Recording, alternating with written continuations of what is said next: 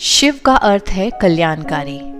परमात्मा का यह नाम इसलिए है क्योंकि वह धर्म ग्लानि के समय जब सभी मनुष्य आत्माएं विकारों के कारण दुखी, अशांत, पतित और भ्रष्टाचारी बन जाती हैं, तब उनको पुनः पावन तथा संपूर्ण सुखी बनाने का कल्याणकारी कर्तव्य परमात्मा करते हैं।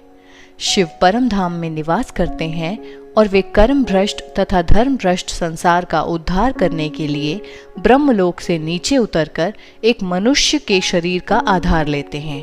परमात्मा शिव के इस दिव्य अलौकिक जन्म को ही शिवरात्रि या शिव जयंती कहा जाता है।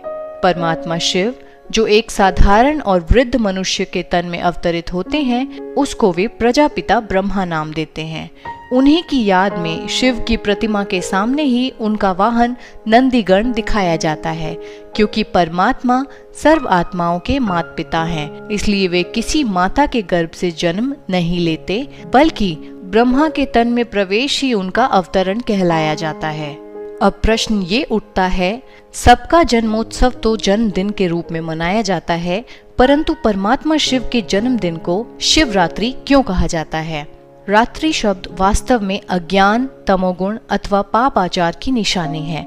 अतः द्वापर और कलयुग के समय को ही रात्रि कहा जाता है।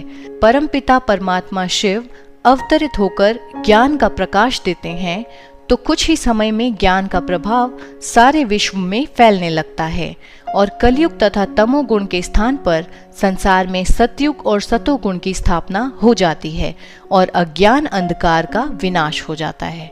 सारे कल्प में परमपिता परमात्मा शिव एक ही बार आते हैं।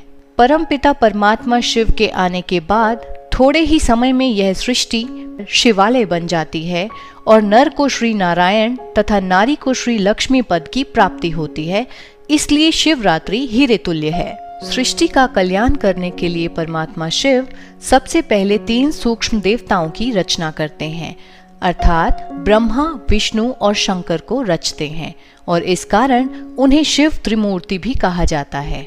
तीनों देवताओं की रचना करने के बाद वह स्वयं इस मनुष्य लोक में एक साधारण एवं वृद्ध तन में अवतरित होते हैं, जिनका नाम वे प्रजापिता ब्रह्मा रखते हैं। प्रजापिता ब्रह्मा द्वारा ही परमात्मा शिव मनुष्य आत्माओं को पिता, शिक्षक तथा सद्गुरु के रूप में मिलते हैं और सहज गीता ज्ञान तथा सहज राजयोग सिखाकर उनकी सद्गति करते हैं। कलयुग के अंत में प्रजापिता ब्रह्मा द्वारा सतयुगी सृष्टि की स्थापना के साथ परमपिता परमात्मा शिव पुरानी आसुरी सृष्टि के महाविनाश की तैयारी भी शुरू करा देते हैं, अर्थात शंकर द्वारा कलयुगी सृष्टि का महाविनाश कराते हैं।